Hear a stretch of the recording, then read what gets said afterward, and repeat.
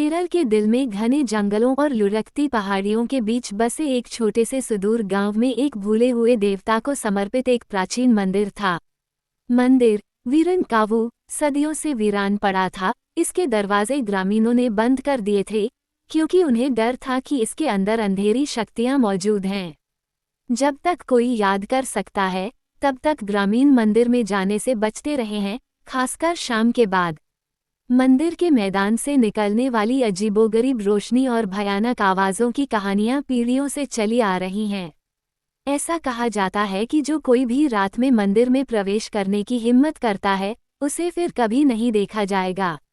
एक मानसून की शाम, जब मूसलाधार बारिश हो रही थी और हवा किसी घायल जानवर की तरह चिल्ला रही थी, अरुण नाम का एक युवा पुरातत्वविद गांव में आया।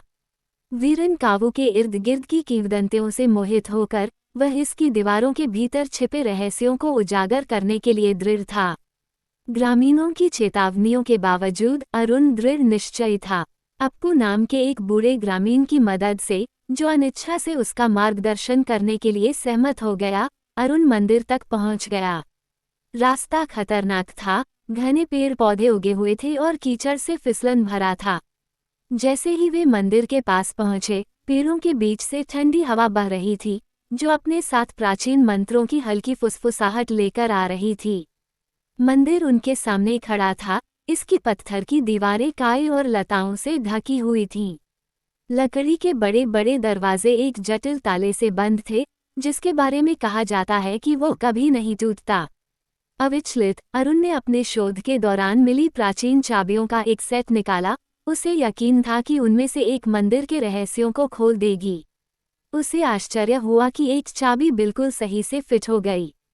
जंगल में गूंजने वाली चरमराहट के साथ दरवाजे खुल गए, जिससे एक अंधेरा गुफा जैसा अंदर का हिस्सा दिखाई दिया।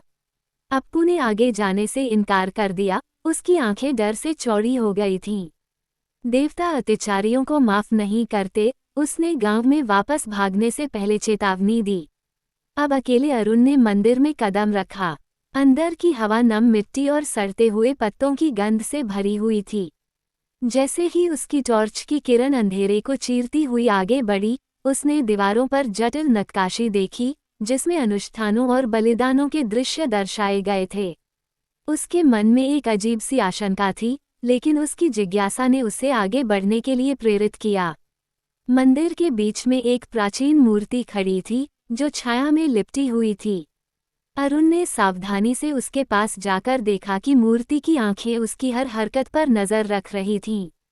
जैसे ही उसने उसे छूने के लिए हाथ बढ़ाया, हवा के एक झोंके ने उसकी टॉर्च बुझा दी, जिससे मंदिर अंधेरे में डूब गया। घने अंधेरे सन्नाटे में अरुण ने फुसफुसाहटें तेज होती सुनी, एक अज्ञात भाषा में मंत्रोच्चार करने वाली आवाज़ों का कोलाहल। जब उसने अपनी टॉर्च को फिर से जलाने की कोशिश की, तो वह घबरा गया।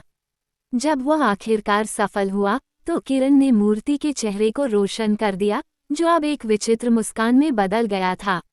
इससे पहले कि वह प्रतिक्रिया कर पाता, उसके नीचे की जमीन कांपने लगी। मूर्ति की आंखों में एक दुष्ट प्रकाश चमक रहा था और अरुण को लगा कि कोई अदृश्य शक्ति उसे जकड़ रही है, उसे मूर्ति की ओर खींच रही है। उसने खुद को छुड़ाने के लिए संघर्ष किया, लेकिन फुसफुसाहटें तेज होने के कारण उसकी शक्ति कम होती गई। भागने के अंतिम, हताश प्रयास में अरुण ने मूर्ति पर अपनी टॉर्च फेंकी। प्रभाव से मूर्ति का चेहरा चकनाचूर हो गया और मंदिर अंधा कर देने वाली रोशनी में डूब गया। अरुण बेहोश हो गया, फुसफुसाहटें खामोश हो गईं। जब वह उठा, तो अरुण ने खुद को मंदिर के बाहर भीगा हुआ और भ्रमित पाया। दरवाजे एक बार फिर से बंद थे, प्राचीन ताला टूटा नहीं था। वो लड़खड़ाता हुआ गांव में वापस आया, जहां अप्पू और अन्य गांव वाले उसे आश्चर्य से देख रहे थे। तुम बच गए, अप्पू ने कांपती आवाज में कहा। लेकिन देवता का क्रोध इतनी आसानी से शांत नहीं होगा। उस दिन से अरुण को मंदिर और मूर्ति की दुष्ट मुस्कान के बारे में बुरे सपने आने लगे। गांव वालों ने भूमि पर एक नए अभिशाप की बात की, जो अपने साथ अंतहीन तूफान और रहस्यमयी गायबियां लेकर आया। वीरनकावु को सील कर दिया गया, लेकिन इसकी अंधेरी उपस्थिति गांव पर छाई रही, जो लगातार याद दिलाती रही कि कुछ रहस्यों को उजागर न करना ही बेहतर है।